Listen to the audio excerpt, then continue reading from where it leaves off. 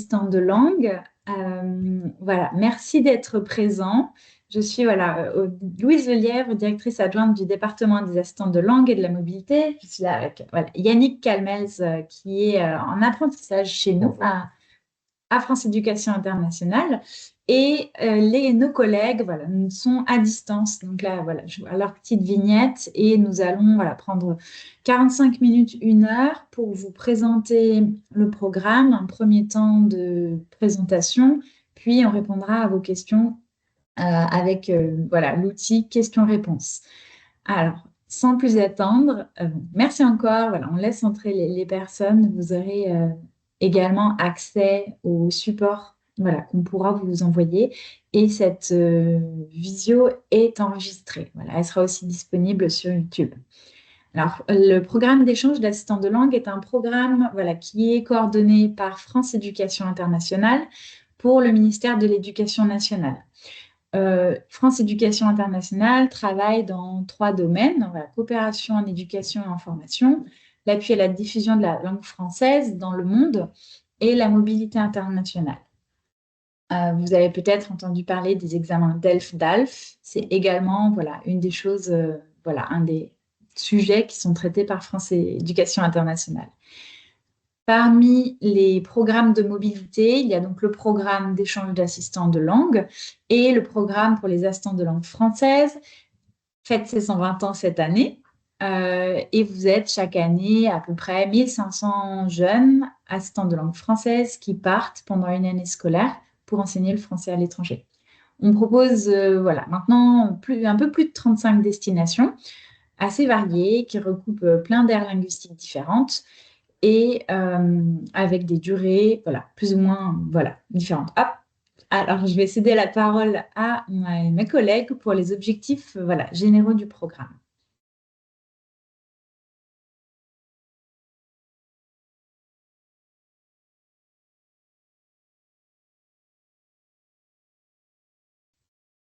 Alors, peut-être Louise, tu pourras continuer avec les objectifs et ensuite on passe le parole à notre collègue Vincent qui pourra continuer sur les missions d'assistant de langue. Certains, oui, Palina, je vois que certains dans le chat n'ont pas le son, ne nous entendent pas, mais d'autres, oui. Alors, n'hésitez pas à quitter, à quitter la réunion et à revenir si c'est le cas, parce que c'est peut-être le son sortant de votre ordinateur. Alors voilà. L'objectif, c'est de partir une année dans un établissement scolaire à l'étranger pour aider un assistant de langue française à faire vivre le français dans l'établissement de façon ludique, un petit peu différente, en faisant apporter des exemples par exemple, de musique, de jeux, de choses que vous faites en tant que locuteur de français. Et pour vous, en tant qu'assistant de langue, l'intérêt, c'est d'améliorer son niveau de langue parce que, souvent en immersion dans une équipe de profs, on s'améliore assez rapidement. Pour beaucoup de candidats, c'est une première mobilité internationale et ça permet donc d'être en pleine immersion culturelle. C'est un locuteur natif, donc un assistant de langue qui part donc une année scolaire à l'étranger, et qui aide les profs de langue, de français. Donc, on n'est pas prof soi-même, mais on est vraiment intégré dans l'école et dans l'équipe des professeurs de français. Et nous allons passer le parole à notre collègue Vincent qui va vous présenter plus précisément les missions d'assistant de langue française à l'étranger. Donc, bonjour à toutes et à tous. En effet, concrètement, un assistant de langue, peut-être que vous en avez eu au collège et au lycée, eh bien vous, ça sera la même chose, mais à l'étranger. Donc, c'est un travail notamment sur les compétences orales des élèves pour les accompagner avec un natif, mais aussi quelqu'un qui apporte ses connaissances culturelles. Donc, voilà la réalité de votre quotidien en France, des personnes que vous suivez, de la culture française qui vous intéresse. C'est quelqu'un qui va apporter vraiment ça en plus de ce que peuvent apporter les profs et de leurs références eux-mêmes. Avec ces enseignants, vous allez justement travailler sur des activités pédagogiques, monter des projets, travailler à la création d'items, d'exercices, etc.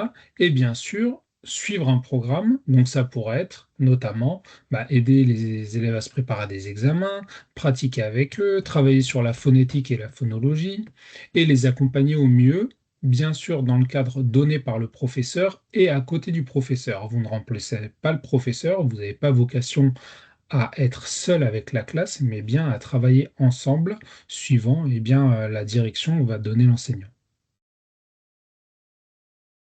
Alors, concrètement, voilà, encore plus concrètement, plutôt, voilà, quelques idées d'activités qu'on a pu voir, participer, animer un ciné-club, proposer la culture via le cinéma et les films qui vous ont intéressé et qui vous parlent, ou encore si vous avez une appétence ou un prisme pour le théâtre, par exemple, la préparation d'activités avec le théâtre, ça marche bien, ça permet aussi de favoriser l'oral, la production orale au maximum avec l'enseignant, ou enfin, comme on le disait, suivant le programme, les objectifs du cours, l'élaboration de ressources pédagogiques. Donc vous voyez, ça peut être des choses très variées, et vous pouvez être également force de proposition et proactif à voir avec l'enseignant. Alors, dans cette logique, les bénéfices du programme, on les a évoqués un peu rapidement. Et voilà, l'idée, c'est de partager votre culture et votre langue, mais vous aussi, vous allez prendre conscience et améliorer votre connaissance du pays et de la culture choisie. Vous allez vraiment représenter la France à travers ce que vous êtes, ce que vous allez partager. Mais voilà, beaucoup d'entre nous ici sont d'anciens assistants et on vous garantit que c'est un enrichissement très important de vivre une année ou du moins une année scolaire à l'étranger, que ça vous ouvre un monde différent, que sur le plan personnel, ça va être une expérience très forte. Et un point non négligeable, pour beaucoup d'entre vous qui êtes en études, c'est aussi une première expérience rémunérée pédagogique, donc pour les personnes particulièrement qui se destinent à l'enseignement, mais les autres également, hein, pour ceux qui se destinent à être professeurs, voilà, ça vous met dans une situation réelle d'un établissement scolaire, comment ça fonctionne avec son administration, ses contraintes, ses profs, ses élèves, etc. Et donc vous êtes dans le monde du travail d'un autre pays, dans une expérience rémunérée. Alors enfin, nous avons des accords, sachez-le, avec la validation de CTS dans différents établissements. Ça peut être compté dans votre cursus.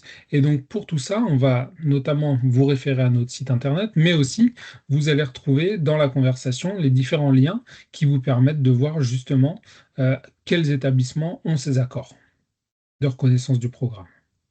Alors, j'en parlais, c'est reconnu par certaines universités, par différents biais, soit un crédit de CTS, soit la dispense de stage pour certaines formations.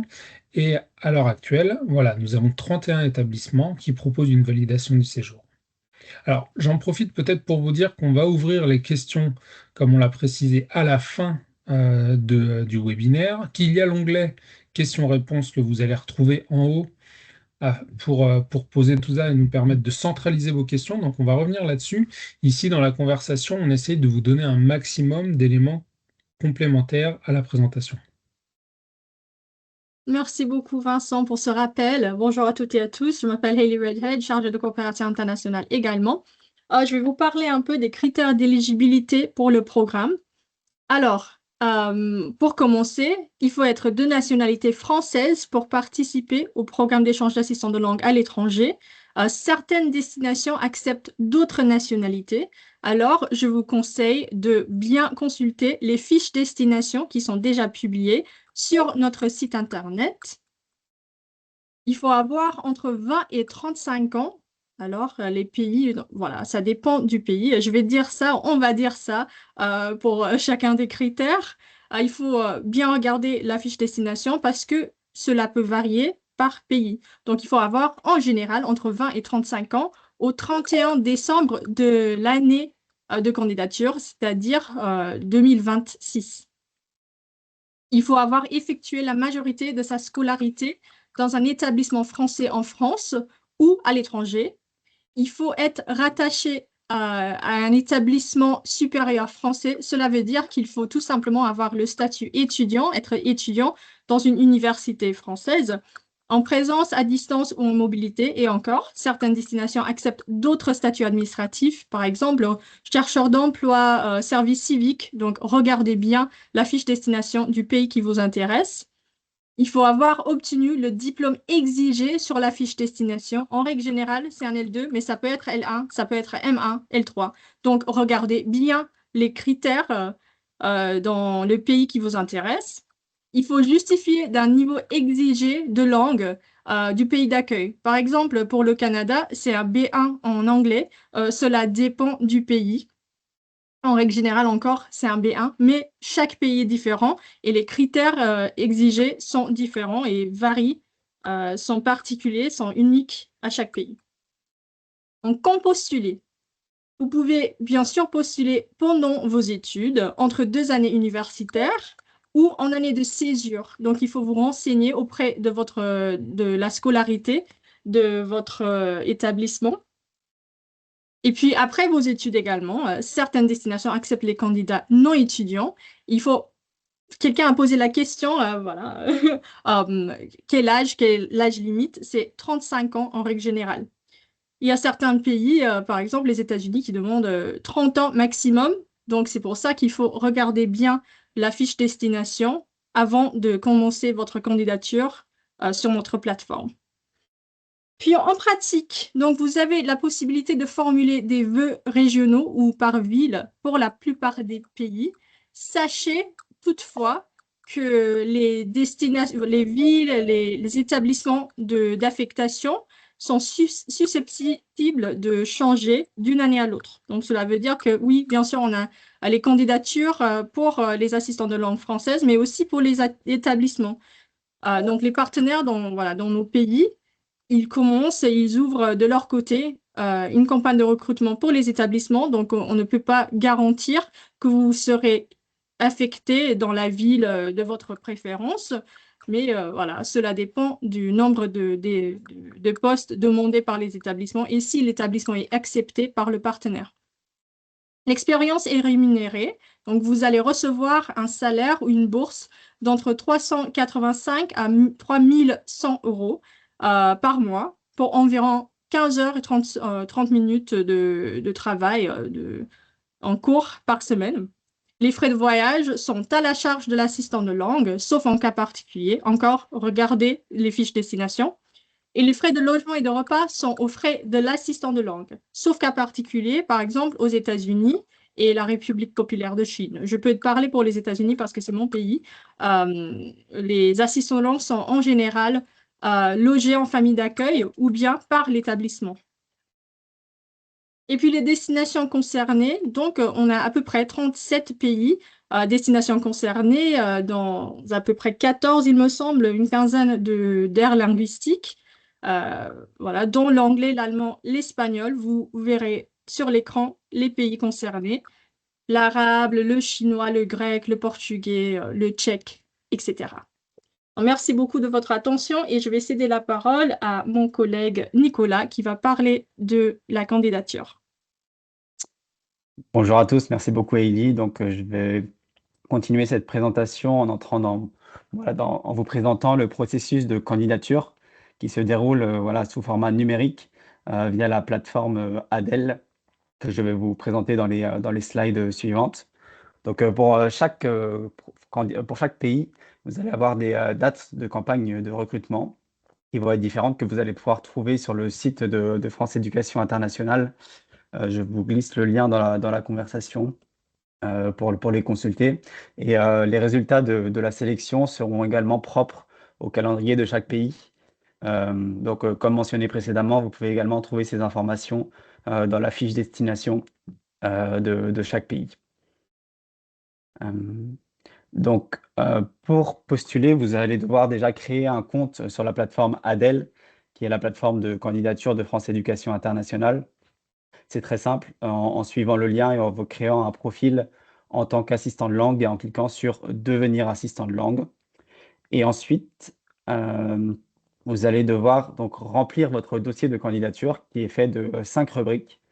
Donc, les 2 premières rubriques qui vont être sur vos données personnelles et votre formation, à la fois votre formation secondaire et vos études supérieures, et également votre niveau de langue. Un niveau de langue est demandé pour chaque pays dans lequel vous allez partir. Donc voilà, il faudra remplir ces informations. Il y aura également la partie 3 qui va concerner votre destination, sur laquelle je vais revenir dans la slide suivante. Il y aura une partie qui concerne votre évaluation. Donc, vous aurez un professeur évaluateur pour la procédure classique. C'est un professeur de votre université que vous allez pouvoir solliciter via la rubrique 4.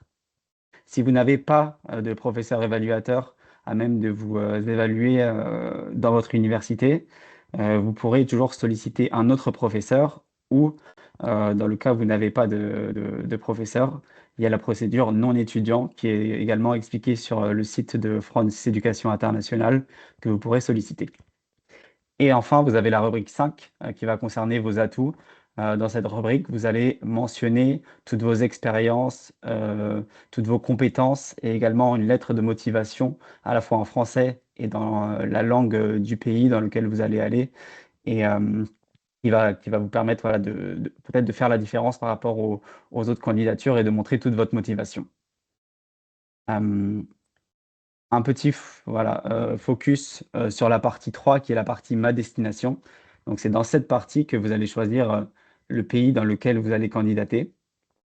À partir des rubriques 1 et 2 sur vos données personnelles et sur la formation que vous avez réalisée, les pays pour lesquels vous êtes éligible vont apparaître sur cette rubrique 3.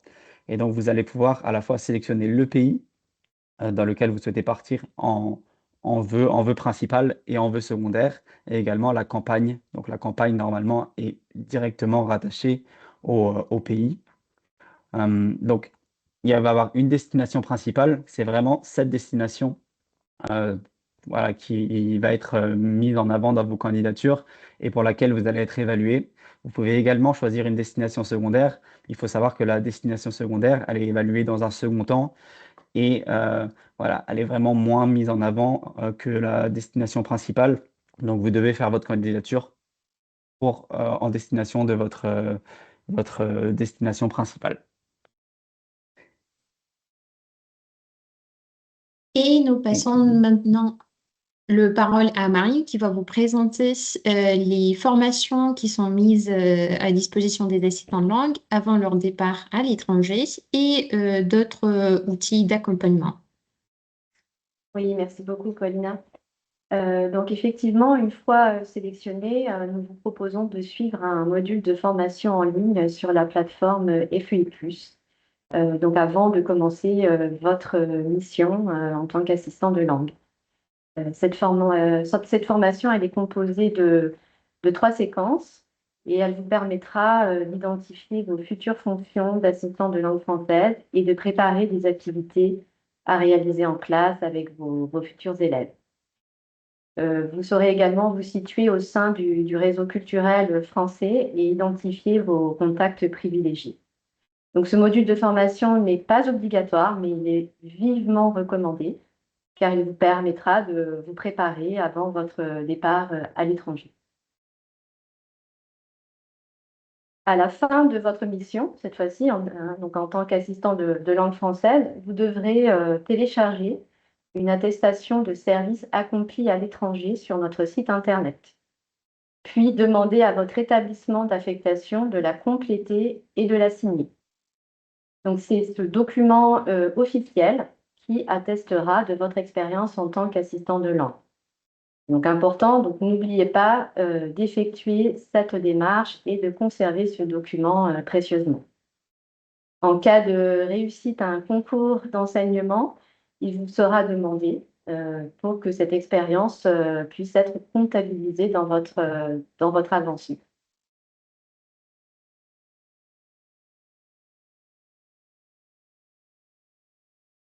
Pour vous aider à mieux vous représenter l'expérience d'assistant de langue et à choisir un pays de destination, nous avons publié de nombreux témoignages sur notre site Internet. Donc, n'hésitez pas à aller les consulter. Et à la fin de cette présentation, aujourd'hui, vous pourrez également écouter le témoignage de Charlie, un ancien assistant en Colombie. Je vais maintenant passer la parole à mon collègue Yannick qui va vous présenter le programme des assistants ambassadeurs. Merci beaucoup Marine. Donc bonjour à tous, je m'appelle Yannick Calnels, je suis apprenti au sein de France Éducation Internationale et je suis notamment en charge du projet Assistant Ambassadeur qui a débuté en 2019 si je dis pas de bêtises et qui a vraiment pour but de sélectionner chaque année 30 assistants de langue parmi beaucoup de candidats à ce poste pour voilà, promouvoir le programme, pour vraiment être l'image et représenter le programme, qu'est-ce qui est fait, quels sont les objectifs, et permettre de créer une communauté, en fait, notamment grâce aux réseaux sociaux, de ces assistants ambassadeurs. Donc cette année, on a 30 assistants qui représentent 22 nationalités et 7 espaces linguistiques.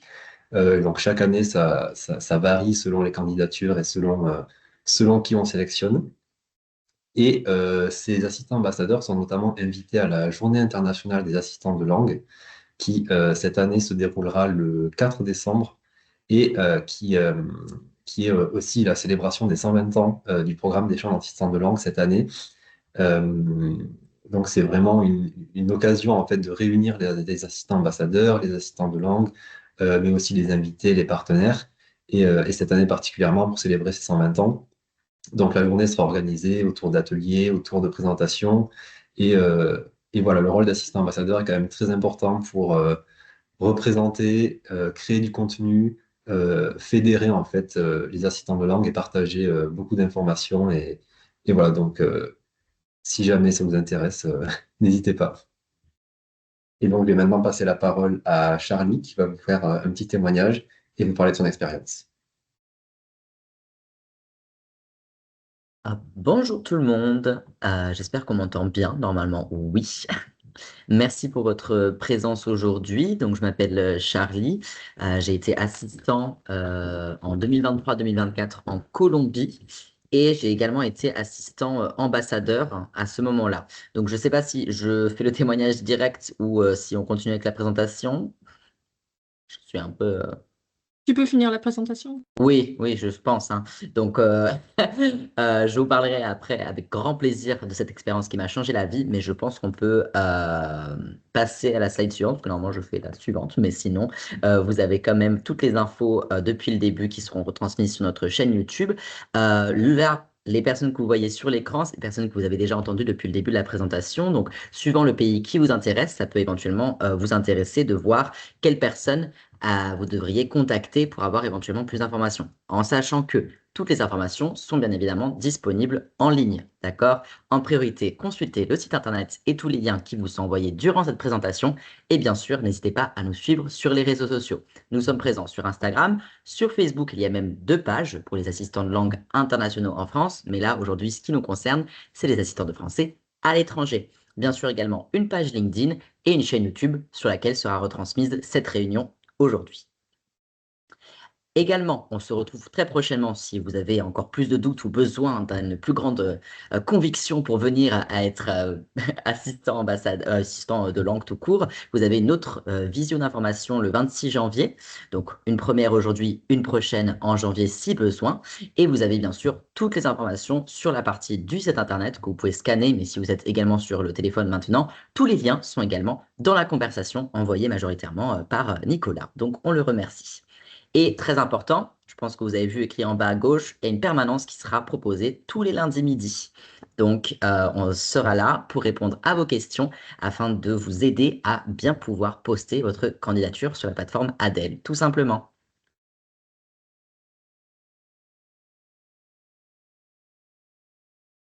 Merci beaucoup, Charlie. Et je pense que maintenant, on peut te laisser la parole pour que tu parles de ton expérience d'assistant de langue en Colombie. Ça marche pour moi. Je te remercie. Bon, du coup, bon, sans surprise, je m'appelle Charlie, toujours, ça n'a pas changé entre il y a un instant et maintenant. Et j'ai eu la chance d'être assistant de langue en Colombie en 2023. Et ce programme a vraiment changé ma vie. Je l'ai découvert grâce à d'autres assistantes de langue lorsque j'étais moi-même en Erasmus en Espagne. Et je me suis dit, mais ça a l'air d'être super ce projet de mobilité, mais pourquoi ne pas tenter l'aventure? Donc j'ai fait comme vous peut-être actuellement et j'ai postulé sur la plateforme Adèle tout simplement. Et j'ai rempli les petites conditions. J'ai attendu évidemment en début janvier avec beaucoup de hâte que les candidatures ouvrent. Donc si jamais vous n'arrivez pas encore à postuler, c'est pour une bonne raison, c'est que les candidatures ne sont pas encore ouvertes. Donc attendons le 6 janvier patiemment tous ensemble avant de pouvoir postuler sur la plateforme. Et une fois avoir tout rempli, personnellement, j'étais encore en études, donc je l'ai fait entre mon M1 et mon M2. Ça a duré toute l'année scolaire et j'ai été affecté en université. Donc ça a un peu changé ma manière de voir l'enseignement aussi, puisque j'étais avec des personnes qui avaient mon âge et des personnes qui avaient choisi d'apprendre ma langue. Donc c'est un petit peu différent si on est en primaire, au collège ou au lycée, parce que c'était des personnes, oui, avec vraiment une proximité en âge. Et je travaillais main dans la main avec le reste de l'équipe pédagogique pour pouvoir leur proposer différents ateliers qui réellement les intéressent et qui puissent apporter une partie authentique et native du côté français. Donc bon, personnellement, je suis francophone de naissance, mais aussi bilingue avec d'autres langues, et ça m'a permis de vraiment apprendre à connaître ce que c'était mon identité en tant que personne bilingue de tel ou tel pays. Ça m'a permis de vraiment profiter d'être à l'étranger pour faire des relations sur place, et j'ai eu l'opportunité d'être assistant ambassadeur cette année-là, donc le projet qui est maintenant chapeauté grâce à Yannick. Donc, j'ai eu cette opportunité qui m'a permis de pouvoir venir à France Éducation Internationale et intervenir en tant qu'assistant de langue et assistant ambassadeur. Donc, pour moi, c'était vraiment une porte ouverte pour les opportunités professionnelles et ça m'a vraiment beaucoup, beaucoup aidé à trouver par la suite mon stage que j'ai fait au sein du département des assistants de langue et de la mobilité de France Éducation Internationale. Et maintenant, je suis en poste jusqu'à décembre en tant qu'assistant communication et événementiel.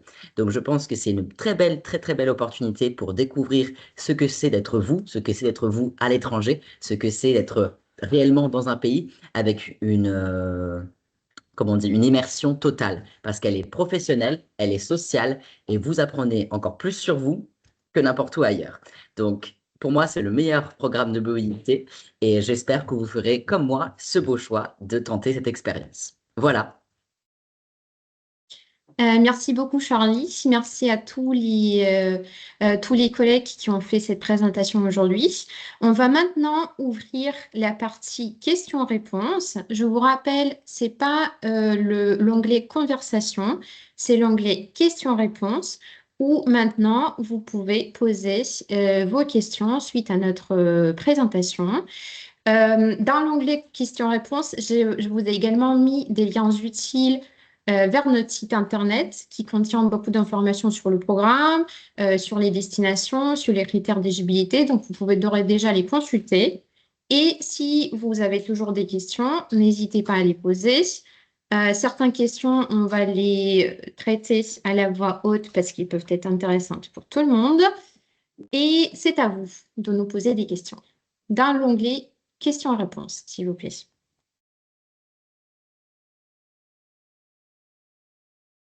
Je vais peut-être traiter la première Merci, question Paloma. qui est très importante, je pense. Bonjour, il faut avoir le statut d'étudiant au moment de la candidature. Effectivement, sur notre site internet, vous avez des fiches destination pour toutes les destinations concernées. Sur chaque destination, il y a l'indication du statut accepté. Si sur cette fiche destination, il est indiqué que seul les statuts étudiants est accepté, effectivement, il faut pouvoir justifier du statut étudiant au moment du dépôt de candidature. Par contre, vous n'êtes pas obligé d'être étudiant pendant l'année d'expérience d'assistant de langue. Il y a des destinations qui, par ailleurs, acceptent d'autres statuts. Donc, je vous remercie de consulter les fiches de destination et de regarder quels statuts sont acceptés. Merci, Palina. N'hésitez pas à réagir s'il y a des questions qui vous intéressent aussi, on les traitera en priorité.